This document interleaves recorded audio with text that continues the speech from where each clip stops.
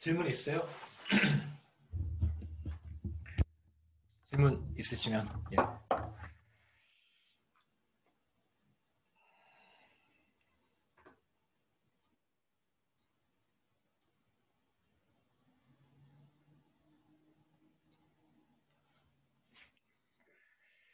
우리가 오늘 5장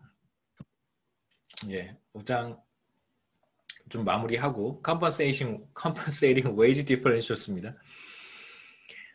이게 세타로 표현을 했는데요. 그러니까 리스키 잡과 세이프 잡 사이에서 기업의 생산성 차이, 기업의 한계 생산물 가치의 차이, 뭐 생산성 차이라고 해도 뭐 괜찮습니다.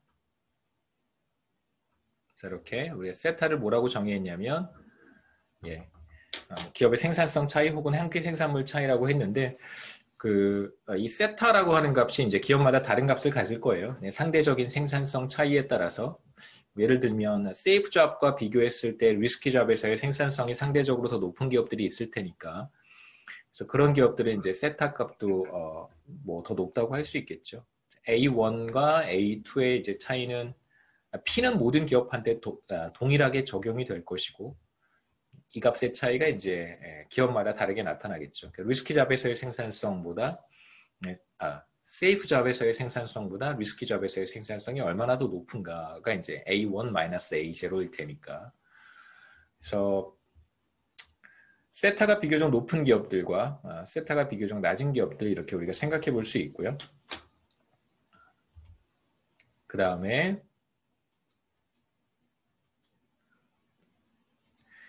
이제 임금이 주어진다면 여기서의 이제 임금은 리스키 잡에서의 웨이지 프리미엄이라고 생각하면 되겠죠. 그러니까 기업 입장에서 굉장히 높은 웨이지 프리미엄을 제시해야 한다면 그렇다면 기업은 그 리스키 인바이런먼트에서 생산 활동을 하는 게 별로 좋지는 않을 거예요. 한번 돌아가 볼까요? 우리가 어떤 의사결정을 할 것이다라고 이야기를 했었냐면 그러니까 웨이지 프리미엄이 굉장히 높은 거죠. compensating wage differentials가 굉장히 크다면 그러니까 리스키 섹터에서 일을 할 때 추가로 지급해야 되는 임금이 기업의 생산성 차이보다 더 크다면 그러면 기업은 리스키 인바이런먼트에서 사람을 고용하려고 하지는 않을 거예요. 그렇기 때문에 이 경우에는 safe working environment를 제시를 할 것이고 반대로 지급해야 되는 웨이지 프리미엄보다 기업의 상대적인 생산성이 더 높다면 그럼 이제 리스크 인바이런먼트에서 노동자들을 채용하려고 하겠죠. 그래서 웨이지가 굉장히 높다면, 웨이지 프리미엄이 굉장히 높다면 혹은 임금 차이가 굉장히 크다면 리스키 섹터에서 사람을 고용할 때 더 높은 임금을 지급해야 한다면 그렇다면 기업은 두 개의 섹터가 다 있다고 했습니다.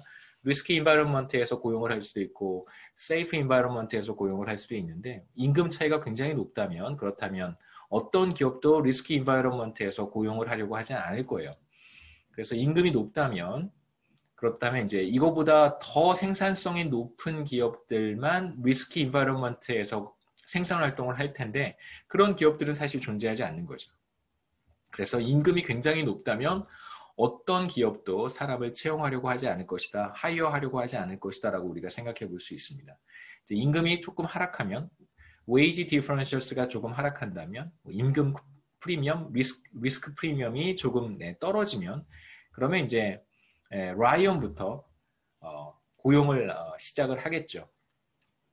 그렇기 때문에 노동 수요가 나타나기 시작해요. 지금 우리는 노동 수요 곡선 그러니까 리스키 잡에 대한 노동 수요 곡선을 도출하는 것인데 웨이지 프리미엄이 조금 떨어지면 라이언부터 하이어를 하기 시작할 거예요. 그럼 이제 요 임금 수준부터 고용이 늘어나기 시작하겠죠. 그렇죠?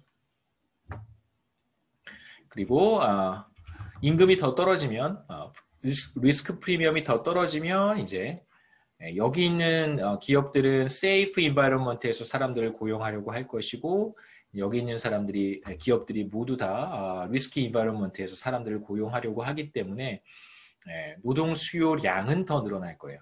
그러니까 웨이지 프리미엄이 점점점 하락할수록 리스키 잡에 대한 수요량은 늘어난다라고 우리가 얘기할 수 있겠죠.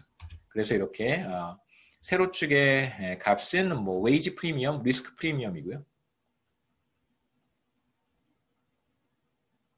그러니까 리스크 프리미엄이 굉장히 높을 때는 어떤 기업도 그 리스키 섹터에서 리스키 인바이러먼트에서 생산 활동을 하지 않기 때문에 전혀 하이어를 하지 않을 거예요. 그래서 노동 수요량이 제로가 되고 웨이지가 조금씩 떨어지기 시작하면 리스크 프리미엄이 조금씩 떨어지기 시작하면 이제 라이언부터 사람을 고용하기 시작하는 거죠.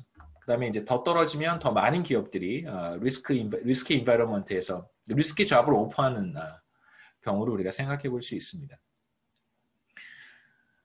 그래서 이제 두 잡 사이의 임금 차이가 하락할수록 더 많은 기업들이 리스키 인바이러먼트를 워커들한테 제시할 거고요. 그래서 이들 기업들, 리스키 펌들이 고용하는 노동 수요량은 증가할 거예요. 그래서 이렇게 우하향하는 노동 수요 곡선, 그러니까 리스키 잡에 대한 노동 수요 곡선이라고 할 수 있겠죠. 그렇죠? 네. 여기까지 혹시 질문 있어요? 시험 범위는 아마 오늘 강의하는 내용까지로 하겠습니다. 다음 주 우리가 수요일 시험인데 월요일 강의는 이제 시험 범위에 포함되지 않고요.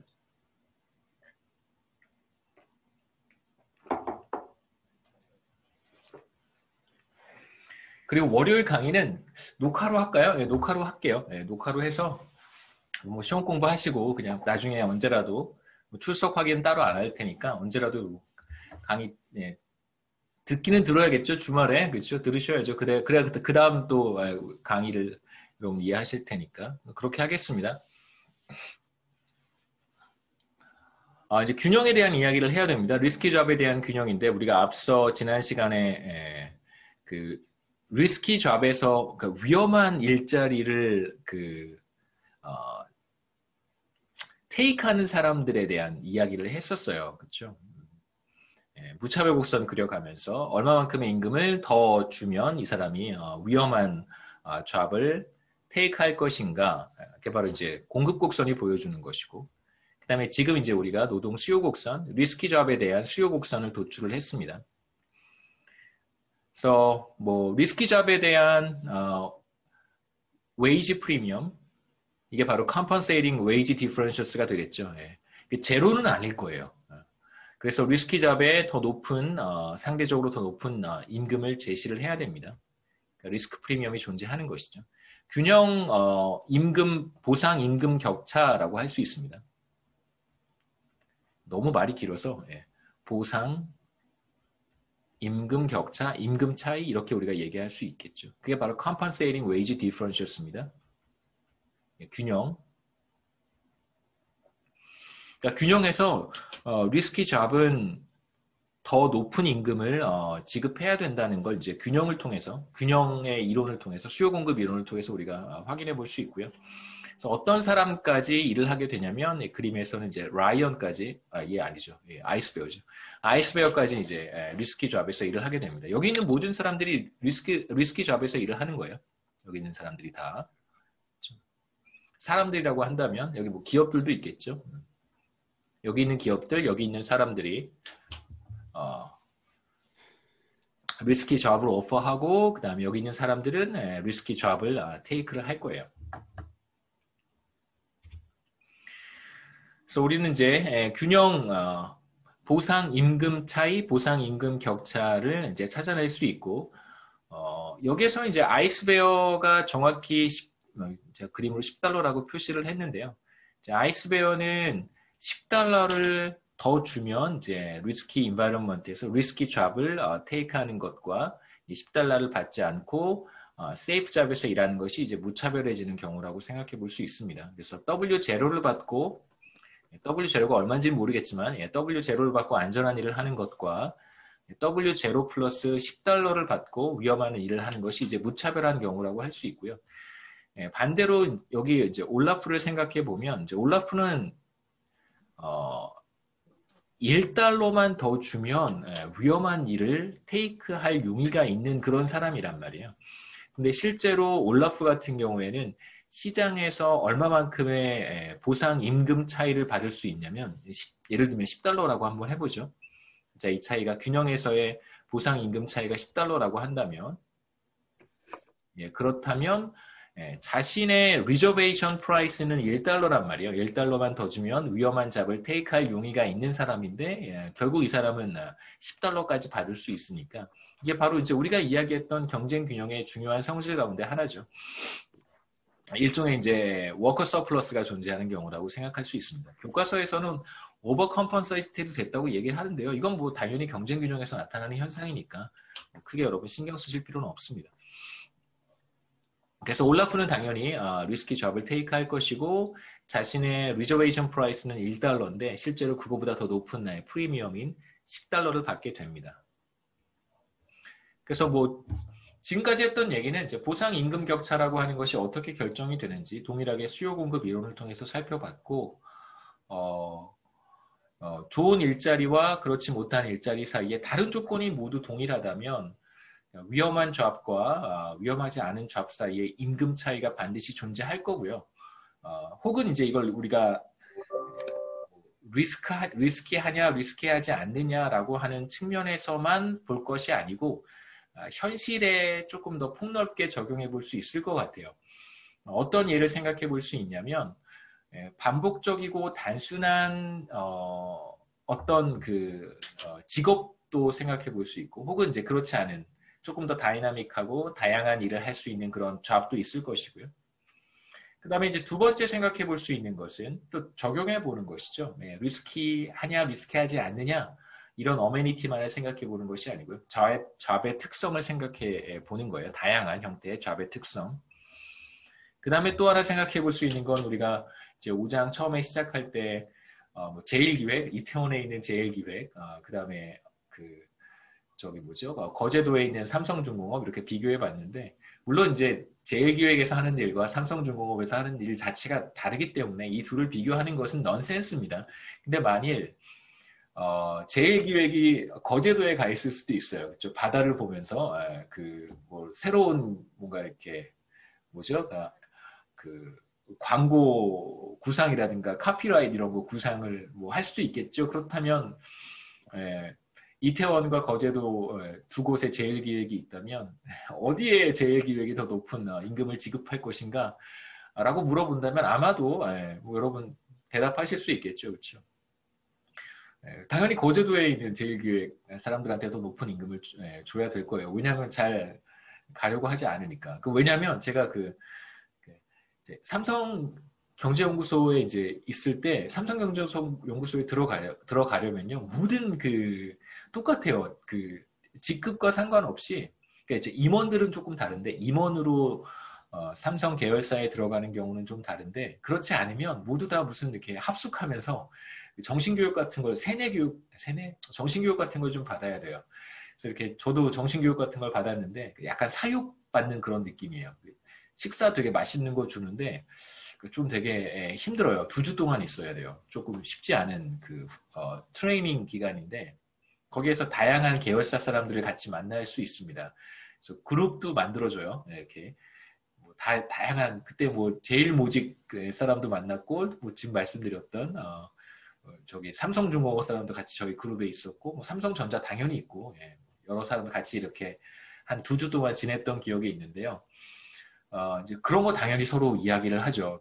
거제도에 있는 삼성중공업까지 가야 되는데 너무 힘들지 않으시겠어요? 이런 얘기 하니까. 근데 실제로 조금 부담스러워 하더라고요.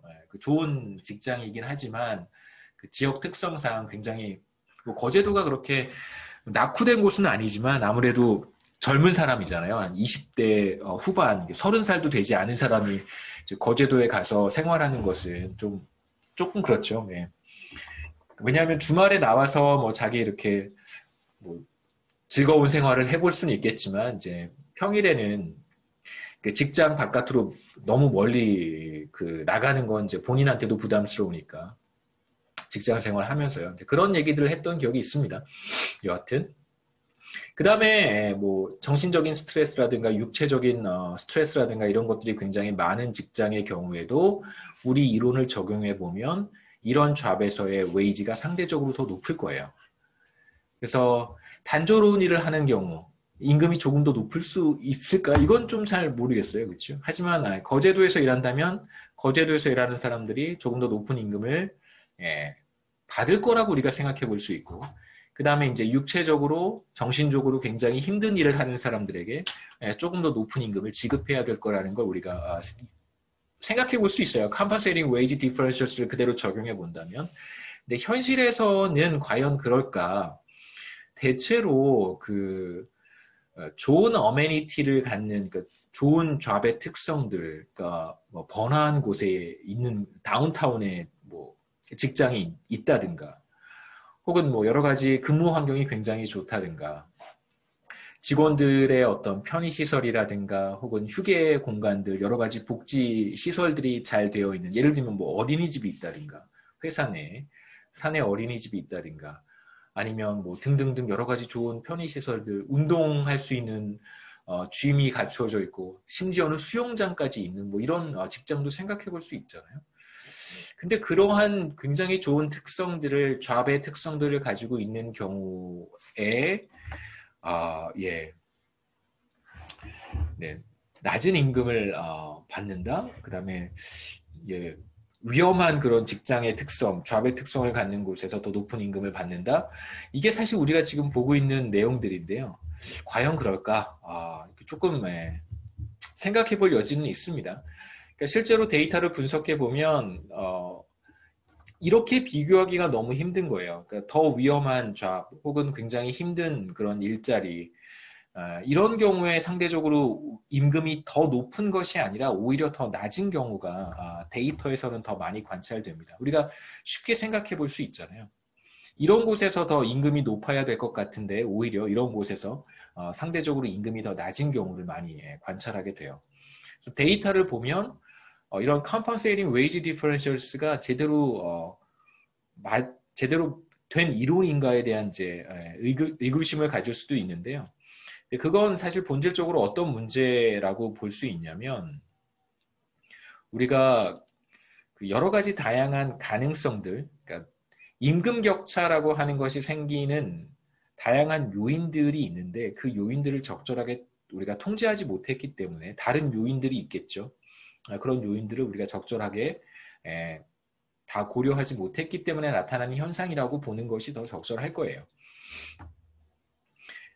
가장 저는 개인적으로 생각했을 때 제 경험에 비추어 보면 그런 경우가 있습니다.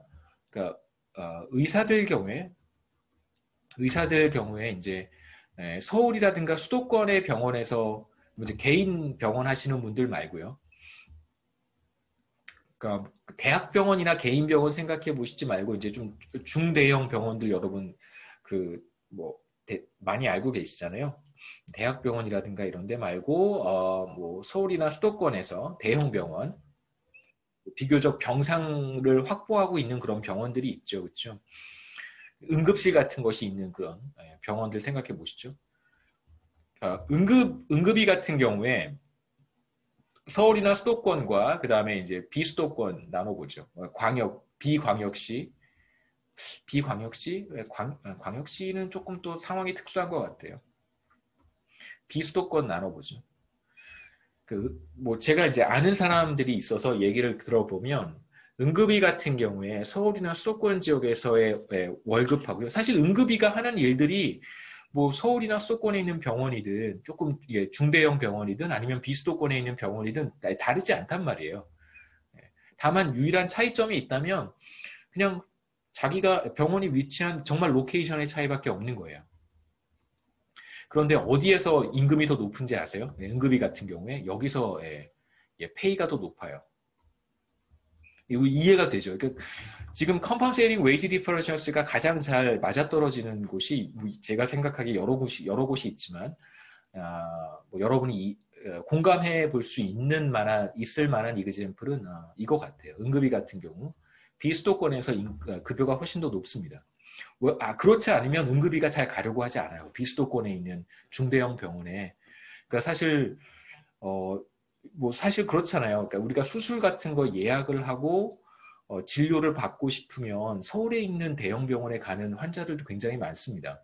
그러니까 저도 지금 그 고속버스 터미널 근처에 사는데요. 거기에 이제 가톨릭 병원이 있어서 그 다음에 서울대학병원 같은 경우에도 이제 서울역이랑 비교적 가깝거든요. 그래서 비수도권에 거주하시는 분들이 그 진료 예약을 하고 조금 이제 큰 수술 같은 것을 받으러 올 때는 지역에 있는 병원 가지 않고 이 서울대학병원이라든가 뭐 강남 쪽에 있는 뭐 가톨릭 병원도 많이 오시고 아니면 저기 삼성 서울병원 가시는 분들도 굉장히 많이 있어요.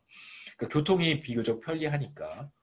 근데 응급은 그렇지 않잖아요. 응급은 바로 응급실로 가야 된단 말이에요. 그렇기 때문에 응급의는 비수도권에 있는 중대형 병원들에서 반드시 갖추고 있어야 돼요. 굉장히 중요한 그 진료 과목이기 때문에. 그래서 응급의 같은 경우에 보시면 비수도권 같은 경우 굉장히 높은 페이를 받습니다. 여하튼 여기서 말씀드리고 싶은 것은 현실에서 compensating wage differentials가 관찰되지 않는 이유는 뭐냐면 기본적으로 다른 요소들이 많이 섞여 있기 때문에 그런 거고요. 예, 우리가 생각해 볼 수 있는 첫 번째 가능성은 이제 능력 차이, 이걸 ability bias라고 얘기를 합니다. 능력 차이예요. 그러니까 능력이 있는 사람들이 더 높은 급여를 받는 게 임금을 받는 게 당연한 거고요. 능력이 조금 상대적으로 떨어지는 사람들은 그 조금 더 낮은 임금을 받는 것이 맞겠죠. 그렇죠? 시장에서 이런 것들이 적정하게 다 구분이 될 것이고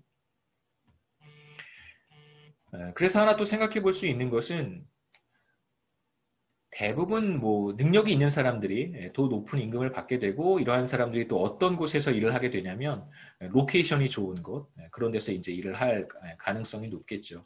그래서 어메니티가 좋은 곳에 예를 들면 구글 코리아에서 일하는 분들 한번 생각해 보세요. 능력도 출중하고 그 다음에 더 높은 급여도 받고요. 그 다음에 뭐 잡 어메니티도 굉장히 좋죠. 뭐 그런 경우가 대표적인 경우라고 생각해 볼 수 있습니다. 그러니까 뭐 다른 직장과 구글을 그냥 이렇게 동일선상에 놓고 비교하는 것은 사실 make sense 하지 않은 거예요. 왜냐하면 상대적으로 어빌리티가 높은 사람들이 그러한 회사에 가는 것이기 때문에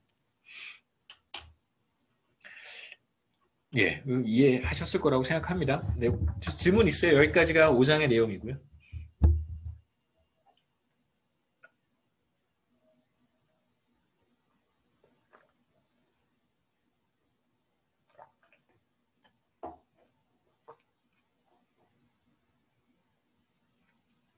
이건 그냥 여담인데요. 저도 이제 많은 이쪽 분야 연구를 하면서 많이 고민하는 것 중에 하나가 뭐 최근에 여러분 뭐 서울시장 선거도 있었고 여러 가지 뭐 정치적 상황들 뭐 대충 들어서 알고 계실 것 같은데 또 20대, 30대에 대한 문제들 제가 이렇게 생각해 보면 여러분도 대부분의 경우 뭐 적지 않은 수의 학생들이 공무원 시험 같은 거에 관심이 많잖아요. 그런데 제가 이렇게 보면 뭐 제 생각이 틀릴 수도 있어요. 예, 그냥 이제 여러분들께 말씀을 드리면 그 비교적 뭐랄까요? 그 여러 가지 측면에서 뭐 노동시장이 뭐 예, 손을 들었어요? 네. 네. 누가 손을 들었어요? 이게 뭐예요? 네, 저 처음 봤어요. 손을 들었습니다. 네. 예. 왜요? 이지원? 네네. 왜요? 하실 말씀.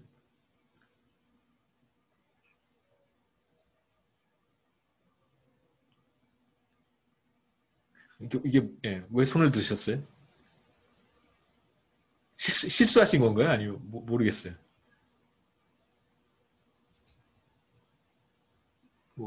예, 질문 있으세요? 질문 말씀하고 싶으신 거 있으면 말씀하세요.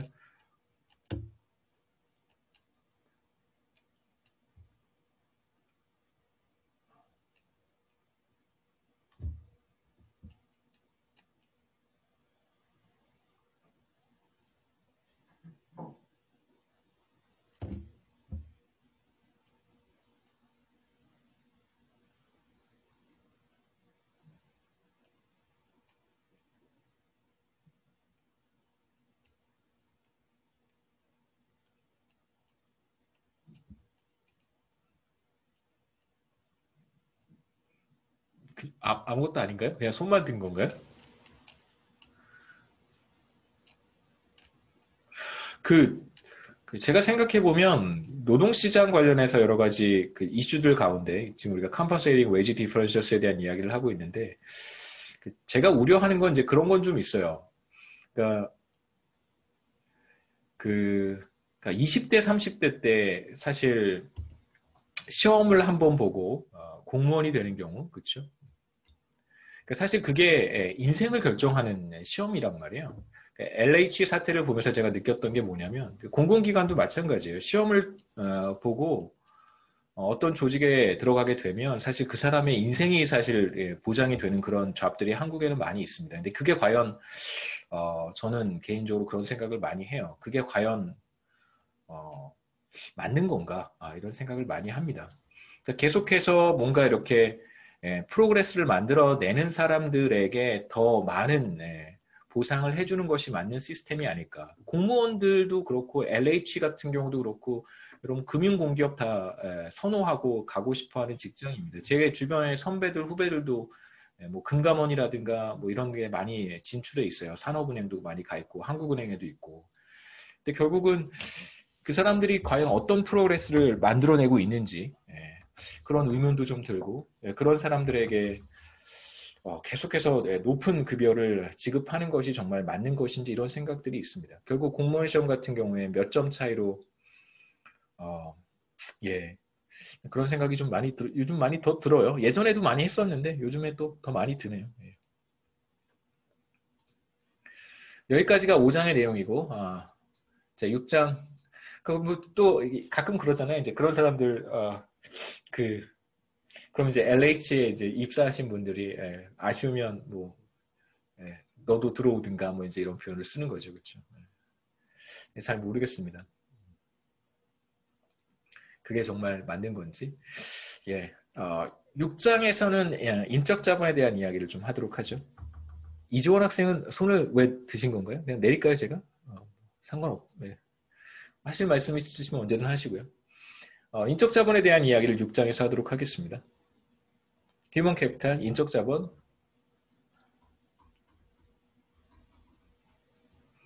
인적 자본은 뭐 우리가 여러 가지로 측정할 수 있겠지만 주로 우리는 교육 수준에 관심을 갖고 이야기를 한번 해보죠. 뭐 교육 수준뿐만이 아니라 뭐 훈련, 트레이닝 이런 것도 다 포함이 되니까요. 굉장히 많은 내용들을 여기서 커버를 할 텐데 뭐 간단하게만 말씀을 드릴게요. 우리가 하려고 하는 거. present value, 현재 가치 계산하는 방법 간단하게 소개를 하고 두 번째 스쿨링 마들은 이건 그냥 뭐 어렵게 번역하시지 마시고요. 그냥 인적 자본 투자 모형이에요. 인적 자본 모형입니다. 내가 얼마만큼 교육을 받을 것인가를 선택하는 이제 간단한 모형이고요. 그 다음에 이제 세 번째 섹션에 가서는 이제 교육 수준과 소득 수준 사이의 관계 볼 것이고 네 번째에서는 어떻게 사람들이 자신의 평생 소득을 극대화하는가. 그러니까 사실 교육 수준이라고 하는 것은 여러분이 지금 왜 대학을 다니고 지금 왜 교육을 더 받는가라고 물어본다면 혹은 뭐 대학을 졸업한 이후에 아니면 지금 현재도 그렇겠습니다만 여러 가지 인턴십을 한다든가 아니면 대학을 졸업한 이후에 뭔가 또 다른 교육을 받는다든가 이런 것에 상당히 많은 투자를 하고 있단 말이에요. 그 이유는 뭐냐면 아까도 잠깐 공무원 관련해서 말씀드렸듯이 이게 여러분의 라이프타임 평생 소득을 결정하는 것이기 때문에 그렇죠.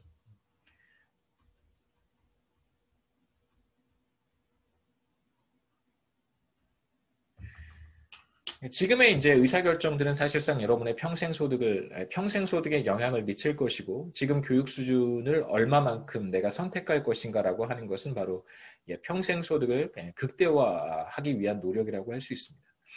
그 다음에 이제 다섯 번째 섹션에 가서는 전혀 다른 이야기를 할 거예요. 다섯 번째 섹션에서는 이제, 교육이라고 하는 것이 실제로 인적 자본을 그러니까 축적하는 뭔가 나의 생산성을 높이는 효과가 전혀 없는 경우 다만 내가 대학을 나왔다 대학 학위를 받았다라고 하는 것을 통해서 내가 그렇지 않은 사람보다 조금 더 능력이 있는 사람이다라는 걸 보여주기 위한 일종의 시그널 효과가 있는 모형을 다섯 번째 섹션에서 소개하도록 하겠습니다. 이 앞에까지의 내용은 뭐냐면요. 기본적으로 교육은 생산성을 높이는 효과가 있는 거예요. 그러니까 교육 수준이 높은 사람은 조금 더 생산성이 높은 사람이라고 할 수 있는데 5번째 섹션에 가서는 이제 그러한 효과가 전혀 없는 경우고요. 그다음에 이제 6번째 가서는 온도잡 트레이닝 OJT라고 부르죠. 뭐 여러분 취업하시면 회사에 입사를 하거나 취업을 하시면 또 회사의 고유한 업무들이 있어요. 그러한 업무들을 이제 배우고 익히는 시간들이 좀 있을 텐데 그런 게 바로 OJT인데요. 그 OJT는 크게 두 가지로 구분할 수 있습니다. General Training이라고 하는 것과 일반적인 훈련, 기술 이런 게 있고요. 그 다음에 이제 Specific Training이라고 하는 게 있는데 예를 들면 뭐 그런 거 하나 생각해 볼 수 있겠죠. 여러분이 만약에 한국은행, 중앙은행 같은 데 취업을 하셨어요. 중앙은행에 들어갔습니다. 그럼 중앙은행은 일반은행, 시중은행과 다르게 중앙은행만의 고유한 업무가 있어요. 근데 그건 실제로 스페시픽 트레이닝이겠죠. 그렇죠? 그래서 열심히 중앙은행의 고유 업무를 익혔어요. 근데 이제 직장을 그만두고 다른 회사에 옮기려고 할 때는 중앙은행에서 배웠던 그런 트레이닝 같은 것들은 아무짝에 쓸모가 없습니다. 왜냐하면 다른 은행에서는 중앙은행의 업무를 하지 않잖아요. 시중은행은 시중은행의 업무가 있으니까. 그러게 이제 대표적인 스페시픽 트레이닝이라고 할 수 있고요. 여러분이 만약에 이제 시중은행에 취업을 하셨다면 시중은행에서 다루는 뭐 예를 들면 여러분이 그 기업 대출 심사 같은 그런 업무를 담당하셨다고 한번 해보죠. 그러면 이제 그런 업무들은 대체적으로 회계, 어카운팅에 대한 지식이 필요하고 기업의 어떤 가치 평가 이런 것들에 대한 지식이 필요하니까 물론 어느 정도는 스페시픽 하겠지만 어떤 측면에서 보면 뭐 제너럴 트레이닝에 가깝다고 볼 수 있습니다. 뭐 혹은 뭐 영어 같은 경우 생각해 볼 수 있겠죠. 영어 같은 어느 회사는 영어 학원에 보내주는 경우도 요즘은 없는데요. 예전에 있었다고 하더라고요. 그것도 일종의 이제 제너럴 트레이닝이라고 할 수 있겠죠. 그래서 이 회사를 그만두고 나가더라도 다른 회사에 가서도 비슷하게 비슷한 수준으로 활용할 수 있는 그런 어떤 지식이라든가 인적 자본 이런 것들을 우리가 제너럴 트레이닝이라고 합니다. 이 두 가지 얘기를 마지막 섹션에서 좀 해보죠. 그래서 크게는 이제 세 가지 다른 토픽들로 구성이 되어 있어요. 첫 번째는 교육 수준, 두 번째는 시그널링 모형, 세 번째는 이제 온도잡 트레이닝입니다. 프레젠트 밸류 현재 가치 계산하는 방법인데요. 현재 가치라고 하는 것은 뭐 간단하죠. 오늘의 100만 원과 1년 뒤 100만 원은 사실 그 가치가 서로 다르잖아요. 그렇다면 이제 1년 뒤에 100만 원이 지금 얼마의 가치가 있을까? 이제 이런 계산을 한번 해보고 싶어요. 그런 계산을 어떻게 할 것인가? 이런 계산을 우리가 왜 하냐면요. 교육 투자라든가 인적 자본 투자라고 하는 것은 어떤 수익이라고 하는 것이 인적 자본 투자의 수익은 지금 당장 나타나지 않습니다. 여러분이 4년 동안 대학 교육을 받고 그 다음에 졸업을 해서 취업을 하게 되면 그때 이제 비로소 여러분의 인적 자본 투자가 수익으로 실현이 되는 것이기 때문에 지금으로부터 적어도 한 3년, 4년 뒤에 나타나는 수익이란 말이에요. 그럼 그때 발생하는 수익을 우리가 어떻게 현재 가치로 평가할 수 있을까 하는 부분입니다. 당연히 오늘의 100만 원은 1년 뒤에 100만 원과 그 가치가 다르고요. 그래서 그 가치를 우리가 어떻게 비교해 볼 수 있을까? 우선 두 가지 경우를 생각해 보시죠. 지금 100달러를 받을 수도 있고 1년 뒤에 100달러를 받을 수도 있습니다. 그렇다면 여러분 어떤 게 더 좋을까요? 100달러는 대략 한 10만 원, 12만 원 정도 그 정도 가치가 있는데 뭐 잘 와닿지 않으면 뭐 아파트 한 채를 살 수 있는 10억이라고 한번 해보죠. 10억. 10억이면 살 수 있을 것 같아요. 10억. 지금 10억을 받으시겠습니까? 1년 뒤에 누가 10억을 주기로 했어요. 1년 뒤에 10억을 받는 게 좋을까요? 지금 당장 10억을 받아서 아파트를 사는 거죠. 그렇죠? 그게 가장 좋은 초이스가 될 거예요. 10억, 오늘의 10억과 내년의 10억은 그 가치가 완전히 다릅니다. 그렇기 때문에 우리가 100달러에 대해서도 이야기를 할 수 있겠죠. 금액이 좀 작으면 와닿지 않으니까 큰 금액을 제가 불러본 거고 지금의 100달러와 내년의 100달러를 비교해보면 당연히 지금의 100달러가 조금 더 가치가 있습니다. 어떻게 이걸 비교해 볼 수 있냐면 예컨대 지금 100달러를 은행에 예금을 하면 혹은 주식시장에 투자를 한다던가 금융상품에 투자를 하게 되면 수익률이 5%쯤 실현이 된다고 해보죠. 물론 현재 이자율은 이거보다 훨씬 더 낮지만 5%의 수익을 얻을 수 있다라고 하면 지금 100달러를 받아서 뭐 금융상품에 투자를 하면 1년 뒤에 이 금액은 105달러가 될 거예요. 그렇죠? 그래서 지금의 100달러가 1년 뒤에 100달러보다 더 가치가 있다라고 얘기할 수 있습니다.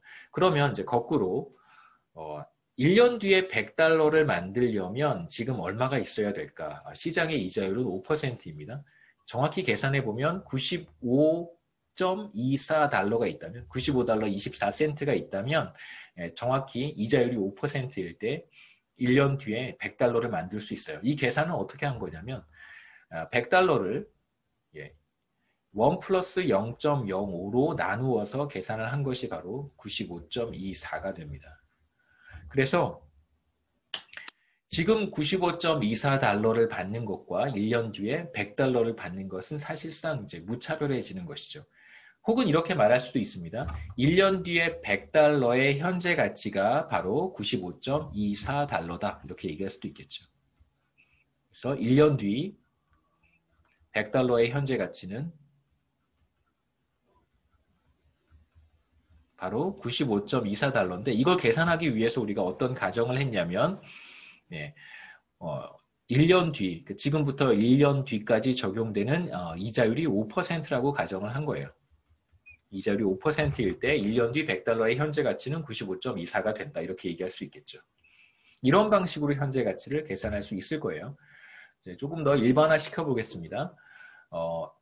1년 뒤에 Y라고 하는 금액의 현재 가치는 얼마일까? 이때 이자율을 R이라고 표현을 하죠. 앞서 우리가 이제 R은 0.05라고 했던 것입니다. 1년 뒤에 Y의 현재 가치는 얼마일까? 당연히 이제 Y를 1 플러스 R로 나누어주면 되겠죠.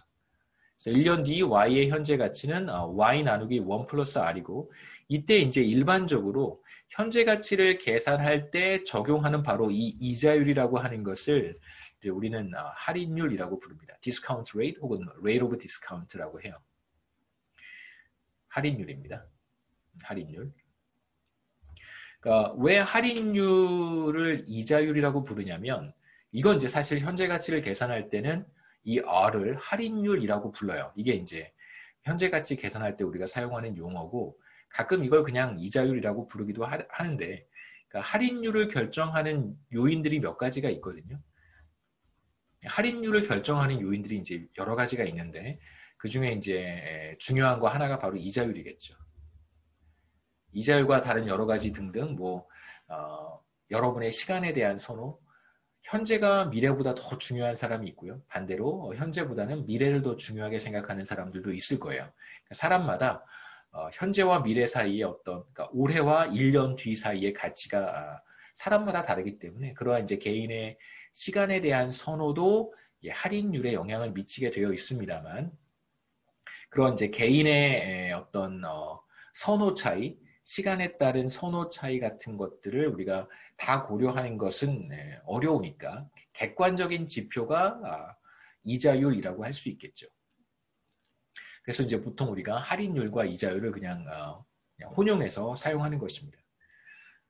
자, 그 다음에 2년 뒤에 Y의 현재 가치는 얼마일까?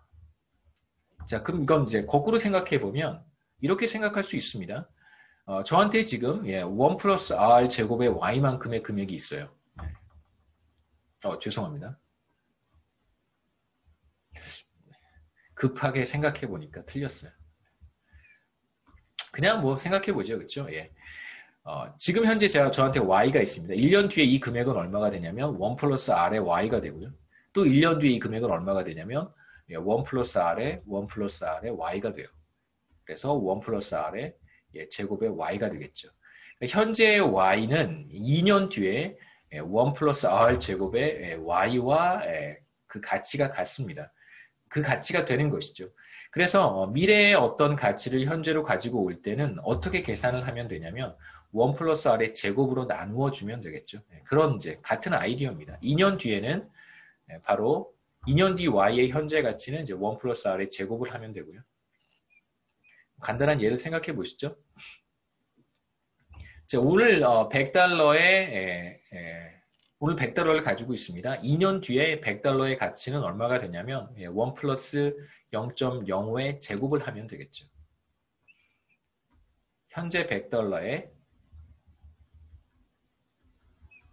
2년 뒤 미래 가치죠. 현재 100달러의 2년 뒤 가치는 1 플러스 R을 제곱해서 곱해주면 우리가 계산할 수 있습니다. 이걸 이제 일반화시키면 지금부터 현재 시점으로부터 미래의 t 시점에 y를 받는다면 이제 지금 우리가 2인 경우를 생각을 했고요. 정확히 t 시점 후에 y를 받는다면 그 y의 현재 가치는 얼마일까? 당연히 1 플러스 r의 t승으로 나누어 주면 되겠죠. 이렇게 해서 우리가 현재 가치를 계산할 수 있습니다. 그래서 1년 뒤에 y는 1 플러스 r로 1 플러스 할인율로 나누어 주고 2년 뒤에 y는 1 플러스 r의 제곱으로 나누어 주고 10년 뒤에 y는 현재 가치가 1 플러스 r의 10승으로 나누어 주면 10년 뒤에 y의 현재 가치도 우리가 계산할 수 있습니다. 자, 두 번째 인적 자본 투자 모형이라고 생각하시면 돼요.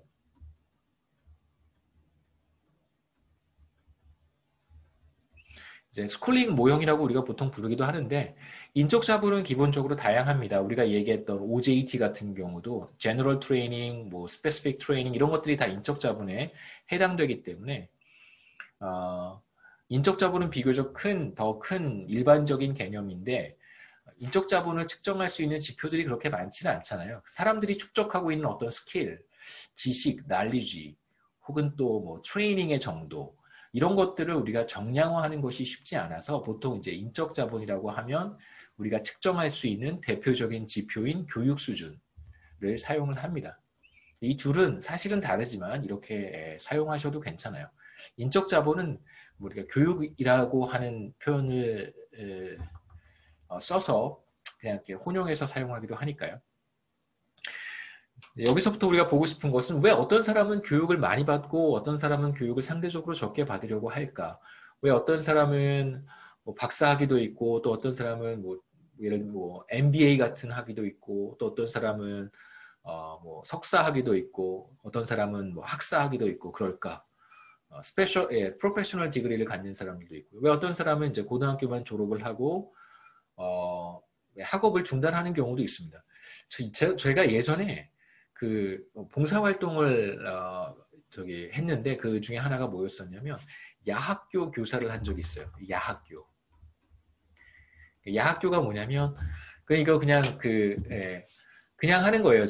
뭐 어떤 정부의 지원을 받아서 하는 것이 아니고 그냥 전 제가 다녔던 대학교에 야학교라고 하는 게 있어서 그 정규 교육을 받지 못하신 분들이 여러 가지 개인적인 사정이 있겠죠. 정규 교육을 받지 못한 분들이 이제 저녁 6시부터 시작해요. 이 대학교 안에 있었어요. 제가 다녔던 학교 안에 성이냐시오 야학교라고 해서 그 이제 교사들을 자원봉사 주로 다 대학생들이죠. 그 인근에 신촌 일대의 이제 대학생들이 이제 교사로 자원봉사하고 그 신촌 주변에 이제 정규 교육 과정 고등학교까지 마치시지 못한 분들 뭐 대체로는 이제 검정고시를 준비하는 분들이 많았었어요. 제가 대학 다닐 때 그렇게 뭐 상황이 어려웠던 분들은 많지 않았기 때문에 또 서울 지역이고 해서 나이 드신 이제 어머님들도 좀 계시고 그래서 이제 중학교를 마치지 못하신 분들도 있고 이제 고등학교를 마치지 못하신 분들도 있고 또는 이제 젊은 동생들도 있어요. 그 남자 동생들, 여자 동생들도 있습니다. 고등학교를 개인적인 사정 때문에 뭐 얘기는 하지 않죠. 무슨 사정인지는 알 수 없어요. 그리고 묻지도 않아요. 개인적인 사정들 때문에 고등학교를 이제 중퇴한 그런 친구들도 와서 동생들도 와서 이제 이 야학교에서 검정고시를 준비하는 거예요. 이제 검정고시 관련된 과목들을 가르치고 그랬었는데 왜 어떤 학생들은 뭐 개인적인 사정이겠지만 고등학교를 마치지 못하는 경우도 있고 그 다음에 이제 지금 세대가 아니라 조금 더 저보다도 윗세대로 거슬러 올라가면 중학교도 마치지 못하신 분들도 있고 혹은 초등학교도 마치지 못하는 분들도 있습니다. 지금은 이제 그런 상황들은 별로 없죠. 고등학교를 중퇴하는 경우는 많이 있는데 검정고시로 고등학교를 마치는 사람들은 더러 있는데 왜 그렇게 할까? 왜 그런 의사결정을 할까? 그래서 간단하게 이제 몇 가지를 볼 텐데요. 사람들이 교육 수준을 결정하는 중요한 요인은 이제 자신의 평생 소득을 극대화하는 것입니다.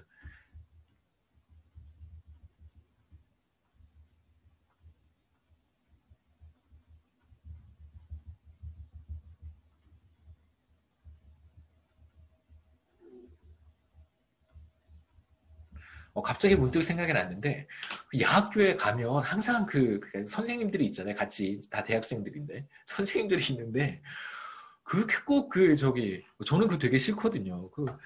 거기 꼭 그런 걸 틀어놔요. 그 안치환 노래를 꼭 그렇게 틀어놨었어요. 막 너무 싫었어요. 그냥 그, 예, 안치환 씨 노래를 그렇게 네, 그랬던 기억이 납니다. 예, 교육 수준 선택을 통해서 자신의 평생 소득을 이제 극대화하는 것이고요.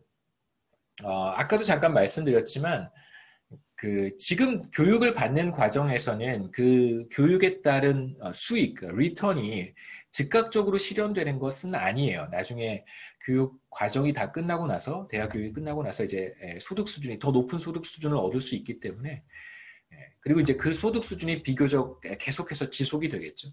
평생 소득을 극대화하는 측면에서 우리가 교육 수준 선택을 생각해 볼 수 있습니다. 예, 그 다음에 이제 교육이라고 하는 걸 우리가 생각해 볼 때, 뭐, 배움은 행복한 것이기도 하지만 우리 그런 거는 생각하지 않겠습니다. 이런 거 우리 생각하지 않겠다는 거예요. 예. 뭐, 셰익스피어를 읽으면, 정말 행복하죠. 그렇죠? 예. 네. 그 다음에 뭐, 지식을 습득하면, 예, 좋아요. 네. 그리고 수학 이퀘이션들을 풀면 여러분 일종의 챌린지라고 할 수 있겠죠? 예, 복잡한 방정식을 풀면서 희열을 느끼는 사람도 있고, 지난번에 어디 프로그램인가요? 그래서 외국인들 나와서 한국에서 생활하는 거 봤더니 삼성에서 일하시는 MIT 출신 어떤 미국 분 한 분은 아침마다 일어나서 이상한 이퀘이션을 푸시더라고요. 뭐 그런 사람들도 있습니다. 근데 우리는 이제 교육이 제공하는 이러한 심미적인 가치들 이런 걸 전혀 생각하지 않고요. 교육은 우리의 관심사는 이것이 중요하지 않다는 의미가 아니라 우리의 분석에서는 교육이 제공하는 중요한 가치는 바로 이제 우리의 소득을 높여준다는 것입니다. 교육은 뭐 다양한 효과가 있겠죠, 당연히. 사회성을 높여줄 수도 있고 여러분의 인간관계의 폭을 넓혀줄 수도 있고요. 궁극적으로 이건 세 번째 거는 조금 민감해서 얘기하지 않으려고 그랬었는데 여러분 메리지 마켓에 나갔을 때 뭐 더 좋은 배우자를 더 좋은 게 뭔지는 잘 모르겠지만 더 배우자를 선택하는 데 있어서 그 초이스를 넓혀줄 수도 있습니다. 그게 이제 교육 수준이 교육이라고 하는 것이 이제 나중에 제가 이번 학기 끝날 때 아마 실라버스에 있는 내용들을 다 커버하지 못하면 이제 결혼에 대한 이야기 제가 할 거예요. 그때 좀 하겠습니다. 메리지 마켓에서 이런 이제 뭐 사이드 이펙트가 있지만 이런 거 우리 생각하지 말고 교육이 소득에 미치는 영향만 좀 생각해 보죠. 다시 말씀드리지만 중요하지 않다는 게 아닙니다. 중요하죠. 자, 이제 18살 된 어떤 사람을 생각해 보려고 해요. 이제 막 고등학교를 졸업을 했습니다. 그래서 18살부터 이제 시작하는 거예요. 만으로 이제 대학교 1학년 나이가 되겠죠. 한국으로 따져보면. 두 가지 초이스가 있어요. 하나는 고등학교를 졸업하자마자 바로 잡마켓에 가서 일을 하는 것과 또 하나는 대학에 진학해서 4년 동안 공부를 하는 것입니다. 4년 뒤에 이제 대학 학위를 컬리지 디그리를 받고 이제 잡마켓에 들어가는 경우 두 가지 초이스가 있어요. 몇 가지 가정을 우리가 생각해 보려고 하는데 이 가정은 궁극적으로 생산성이 떨어지거나 생산성이 높아지는 경우는 없고요. 그러니까 대학을 졸업하지 않은 경우, 고등학교만 졸업한 사람의 경우에도 생산성은 일정하고 대학을 졸업한 사람의 경우에도 이렇게 생산성은 일정하다고 가정을 하는 것입니다. 우선 첫 번째, 온더잡 트레이닝은 없어요. 그러니까 고등학교를 졸업하고 잡마켓에 간 사람이 일을 하면서 어떤 기술이라든가 여러 가지 훈련을 받을 수 있을 거예요. 그럼 생산성이 높아질 수 있는데 그러한 가능성은 생각하지 않고요. 그냥 가정이에요. 실제로는 그럴 수 있잖아요. 그런 거 우리가 생각하지 않겠습니다. 너무 복잡해지니까. 그러니까 복잡하게 만들어서 이야기를 복잡하게 만들어서 우리가 얻을 수 있는 게 별로 없으면 복잡하게 만들지 않겠다는 거예요. 그 다음에 대학을 졸업한 경우에도 마찬가지입니다. 대학을 졸업해서 잡마켓에 나가서 직장을 얻었어요. 일을 하는 과정에서 다양한 트레이닝을 통해서 생산성이 높아질 수 있는데 그러한 효과는 우리가 보지 않겠다는 것입니다. 두 번째는 정반대로 시간이 흘러가면 내가 배웠던 지식이라든가 받았던 교육의 어떤 가치가 조금씩 떨어질 거예요. 정말로 그래요. 제가 10몇 년 전에 배웠던 거시경제학 이론들 중에 여러 가지는 이제 더 이상 뭐 쓸모없는 것들도 있고 계속해서 새로운 것들을 학습을 해야 돼요. 실제로 그렇습니다. 그런데 그렇게 되면 생산성이 이렇게 떨어지게 되니까 우리가 그것도 생각하지 않겠다는 거예요. 여러분이 대학에서 익히셨던, 대학에서 받았던 교육들은 졸업한 이후에 감가상각되지 않습니다. 근데 인적 자본이라고 하는 것은 빠른 속도로 감가상각이 돼요. 실제로. 감가상각되지도 않아요. 그러니까 바텀 라인은 생산성은 변하지 않는다는 거예요. 고등학교만 졸업한 사람의 경우에도 대학을 졸업한 사람의 경우에도 생산성은 변하지 않고 두 경우 모두 고등학교만 졸업하고 잡마켓에 나가 혹은 대학을 마치는 경우 두 경우 모두 65세에 리타이어를 해야 됩니다. 64세까지 일한다고 생각하시면 돼요. 다음에 테이블에 제가 표현했는데 64세까지만 일하는 거예요. 18세부터 일을 합니다.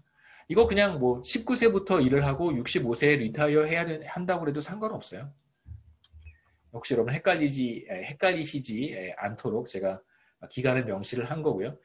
고등학교를 졸업한 사람 바로 이제 잡마켓에 나가면 WHS만큼을 받을 수 있습니다. 이게 이제 하이스쿨의 HS고요. 연봉이라고 생각하시면 돼요. 1년에 WHS만큼을 받고요. 그래서 매년 리타이어 하기 전까지 동일한 임금을 받는다라고 가정을 하죠. 대학을 졸업한 경우에는 그거보다 조금 더 높은 급여를 받을 수 있습니다. WC, 컬리지의 C고요. 당연히 WHS보다 WC가 더 높겠죠. 안 그러면 교육을 받지 않을 테니까 교육을 받았는데 더 높은 임금을 받지 못한다면 왜 받겠어요? 그렇죠? 리타이어먼 에이지까지 WC를 받습니다. 그 다음에 이제 대학 교육은 4년 동안 이루어져요. 그래서 4년 동안 대학을 간다면 진학을 하게 되면 WHS를 받을 수 있는 기회를 포기한 게 됩니다. 4년 동안 받을 수 있는 하이스쿨 그레이주에이시 받을 수 있는 임금을 포기한 것이 되고요. 이게 일종의 기회비용이겠죠. 그 다음에 이제 대학을 다니는 동안 학비라든가 혹은 뭐 여러 가지 부대 비용이 발생할 거예요. 등록 투이션이라든가 뭐 fee 같은 것들이 발생하겠죠. 그게 이제 H라고 해보겠습니다. 학비예요, 학비. 책도 사야 되고 뭐 생활비 이런 거는 똑같이 발생하니까 우리가 고려하지 않습니다. 고등학교만 졸업해서 일을 하든 대학교를 다니든 하우징이라든가 뭐 식사라든가 이런 비용은 교통비라든가 이런 건 항상 발생하는 거니까 이 둘은 고려하지 않는 거고요. 순수하게 이제 학비 정도만 생각을 한번 해보죠. 그래서 간단하게 그림으로 그려보면 이건 이제 프로파일이라고 생각하시면 돼요. 대학을 진학할 경우에 이제 웨이지 프로파일, 그 다음에 이제 고등학교만 졸업해서 잡마켓에 갔을 때 이제 웨이지 프로파일. 고등학교만 졸업했을 경우에는 이제 18세부터 WHS를 그냥 쭉 받는 거고요. 왜냐하면 생산성이 변하지 않는다고 앞서 가정했기 때문에 웨이지가 하락하거나 상승하는 경우는 우리가 배제하는 거예요. 계산을 좀 편리하게 하기 위해서. 그 다음에 대학을 진학한다면 18, 19, 20, 21세까지 맞나요? 21세까지 4년 동안 학비 H만큼이 발생합니다. 그래서 H만큼을 지불을 해야 되고요. 그래서 22세에 잡마켓에 들어가서 사실은 이게 점으로 되어 있으면 조금 더 보기 좋겠죠. 그렇죠? 3, 4, 21세고요. 그래서 22세가 되면 여기에서 일로 쭉 간다고 생각하시면 돼요. 그래서 22세에 WC를 받고 이제 일을 하기 시작합니다. 리타이어먼 에이지까지 똑같이 WC를 받는 거예요. 당연히 WC가 WH보다 커야 되겠죠. 이걸 표로 제가 한번 정리해 봤습니다. 18세부터 21세까지 대학을 다니는 거고요. 그래서 고등학교만 졸업했을 경우에는 단순하겠죠. 18세부터 64세까지 모두 47기간입니다. 여기서부터 18세를 이제 현재라고 생각하는 거예요. 그냥 별표로 표시를 했는데 이제 현재 가치로 우리가 뭔가를 계산을 할 텐데 그 현재가 되는 시점이 바로 18세 혹은 0기라고 표시를 했습니다. 0기예요. 1기, 2기. 여기가 이제 현재 시점이 되고요. 그러니까 지금 어떤 의사결정을 하는 거냐면 지금 이제 졸업을 막 했으니까 대학을 진학할 것인지 아니면 바로 잡마켓에 나가서 WHS만큼을 받고 일을 할 것인지를 결정하겠다는 것입니다. 그 다음에 이제 대학을 진학하는 경우에 처음 4년 동안 H만큼의 비용이 발생하겠죠. 그 다음에 이제 22세부터 4기에 해당하는 22세부터 WC를 받고 일을 하게 돼요. 마지막 시점은 이제 64세고요. 자, 그러면 고등학교를 마치고 잡마켓에 나갔을 때에 벌게 되는 평생 소득의 현재 가치를 계산해 보고 싶은 것입니다. 고등학교만 졸업하고 잡마켓에 나갔을 때 평생 소득의 현재 가치.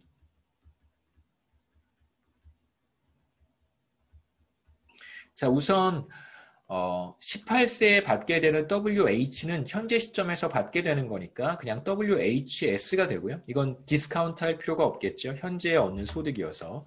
근데 1년 뒤에 19세에 얻게 되는 소득은 이건 이제 디스카운트를 해야 됩니다. 이자율이 R이라고 한번 해보죠.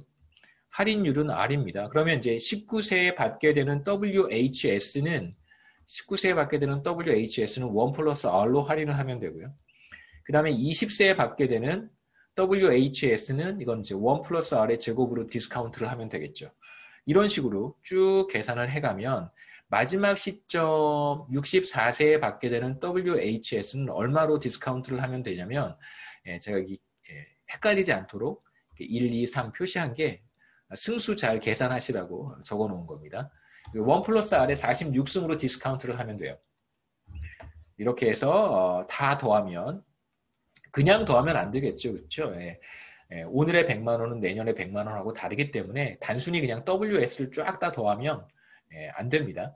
물론 디스카운트 레이시 0이라면 이자율이 0%예요. 그러면 그냥 더하면 되겠죠. R이 0니까 쫙 더하면 돼요. 그러니까 47 WHS 곱하기 47 하면 됩니다. R이 만약에 0이라면. 이렇게 그냥 47 곱하면 그게 바로 평생소득의 현재 가치가 되는데 이자율이 0이 아니라면 그럼 이제 디스카운트를 해야 되겠죠. 적절하게. 그 다음에 대학을 진학하는 경우에 평생소득의 현재 가치는 어떻게 되냐면 앞 시간에 제가 시간을 오버해가지고 시간을 잘 보고 해야 돼요. 평생소득의 현재 가치. 자, 우선 처음에 4년 동안은 학비가 발생할 테니까 그래서 첫 해에 H만큼 발생하고요. 이건 이제 비용이니까 마이너스입니다. 1년 뒤에 또 H가 발생해요. 이거 1 플러스 R로 디스카운트를 하고 2년 뒤에 발생하는 학비는 1 플러스 R의 제곱으로 디스카운트를 하고 3년 뒤에 발생하는 학비는 1 플러스 R의 3승으로 디스카운트를 합니다.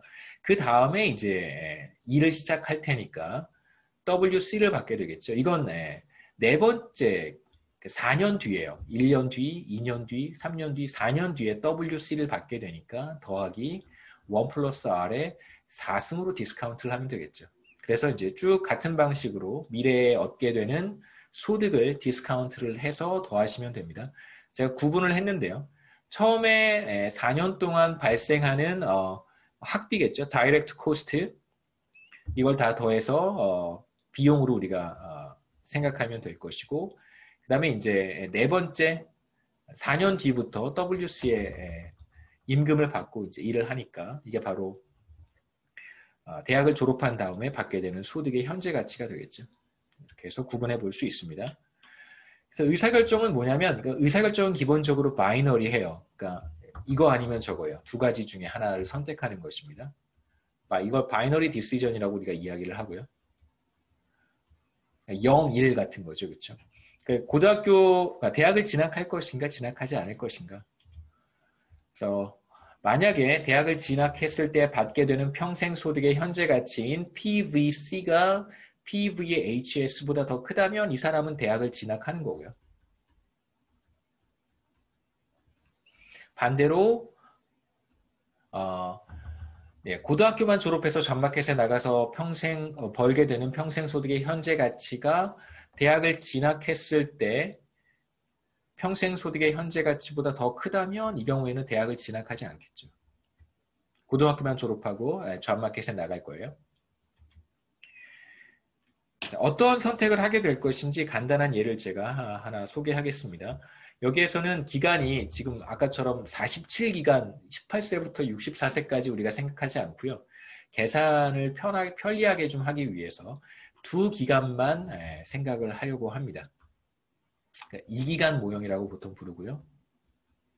마찬가지로 의사결정은 바이너리해요. 대학을 갈 것인지 가지 않을 것인지 여기에서는 스쿨링, 노 스쿨링이라고 제가 표시를 했습니다.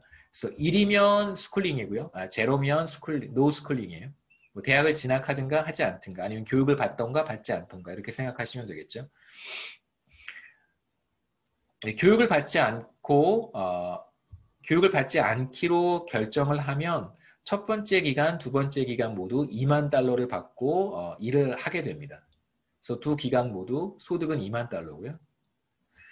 만약에 교육을 받기로 결정을 하면 첫 번째 기간에 1기에 5천 달러에 해당하는 학비가 발생해요. 교육 비용이 발생합니다.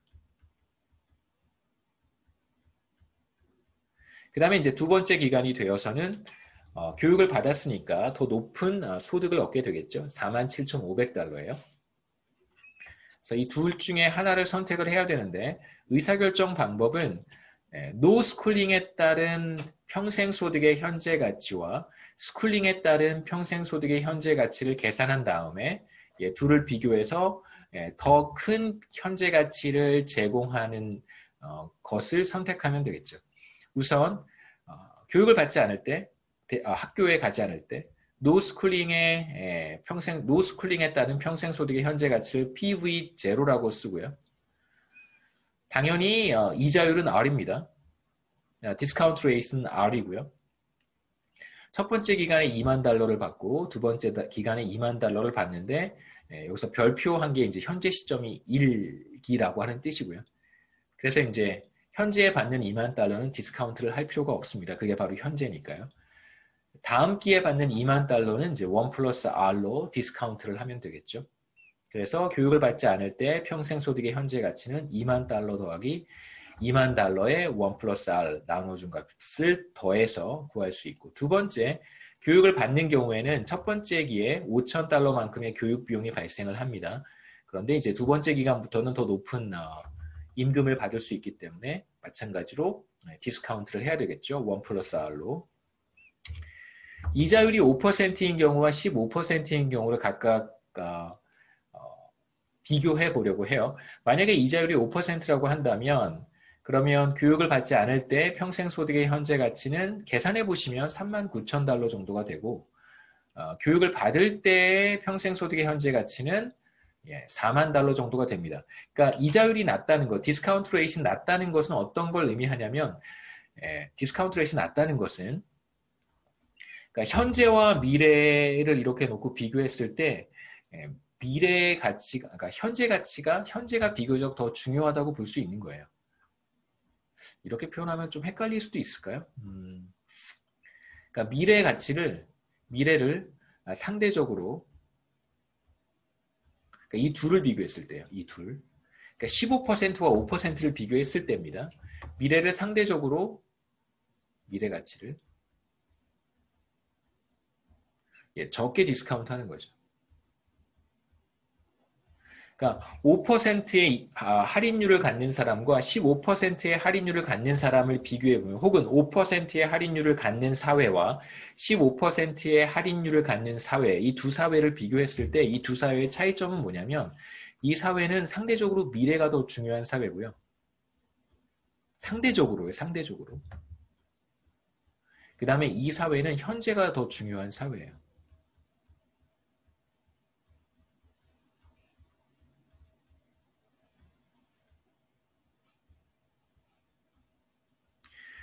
그러니까 뭐 단편적으로 한 가지 예를 생각해 보면 사람들의 사망률이 계속해서 이제 떨어지잖아요. 건강 여러 가지 메디컬 사이언스가 의료 기술이 발전하고 그다음에 뭐 다양한 뭐 네, 사회 발전, 경제 발전을 통해서 기대 수명 같은 게 이제 늘어난단 말이에요. 사람들이 더 오래 살아요. 그러면 그런 사회가 어떤 사회냐면 디스카운트 레이트이 상대적으로 낮은 사회라고 볼 수 있어요. 그러니까 지금 한국 같은 경우에 실제로 이자율도 굉장히 많이 떨어졌잖아요. 10년, 15년 전과 비교했을 때 여러분은 잘 모르시겠지만 불과 20년 전과 지금을 비교했을 때요. 20년 전에 여러분 이자율이 몇 %였는지 아세요? 거의 10%였었어요. 예. 그러니까 시중은행에서 아파트 담보대출, 주택담보대출 받으려면 시중은행에서 몇 %의 금리를 제시를 했냐면 그때 한 7% 정도를 제시를 했었어요. 굉장히 높았단 말이에요. 근데 지금은 2%도 안 되잖아요. 지금 뭐 계속 좀 올리고 있긴 하지만. 그러니까 미래가 더 중요한 사회가 되고 있는 거죠. 사실 그런 관점에서 본다면. 예. 그렇기 때문에 사실 그 여러분들이 느끼는 스트레스는 훨씬 더 커지는 거예요. 그러니까 이자율이라고 하는 것이 이러한 다양한 어떤 사회적 구조를 반영하는 하나의 지표가 될 수도 있다고 말씀을 드리는 것입니다. 여하튼 첫 번째 케이스는 미래가 상대적으로 더, 그러니까 이게 여러분 5%가 미래가 더 중요하다라고 말씀드리는 게 아니고요. 5%와 2%를 비교하면 2%의 경우 미래가 더 중요한 거예요. 5%와 비교했을 때. 그렇게 생각하셔야 됩니다. 이 두 개를 비교했을 때 이야기예요. 5%인 경우 우리가 생각해 볼 수 있는 결과는 바로 대학을 진학할 때 교육을 받을 때 평생 소득의 현재 가치가 더 크다는 것이고요. 그렇기 때문에 이자율이 5%, 디스카운트 레이쇼 5%인 경우에는 사람들이 지금 18세에 해당하는 사람 혹은 지금 우리 이 기간 모형에서는 이 경우에는 이제 교육을 받는 것이 더 좋겠죠. 왜냐하면 미래가 더 중요해요. 미래에 발생하는 여러 가지 수익, 여러 가지 소득이라고 하는 것을 상대적으로 적게 디스카운트를 하는 거예요. 그렇기 때문에 미래 가치가 더 커질 것이고 지금 무엇인가 열심히 해서 미래에 얻을 수 있는 수익을 늘리는 의사결정은 이렇게 이 경우에 더 매력적이라고 할 수 있는 것이죠.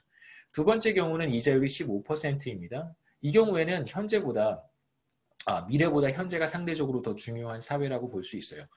계산을 해보면 교육을 받지 않을 경우에 평생 소득의 현재 가치는 37,000달러고 교육을 받을 때 평생 소득의 현재 가치는 36,000달러예요.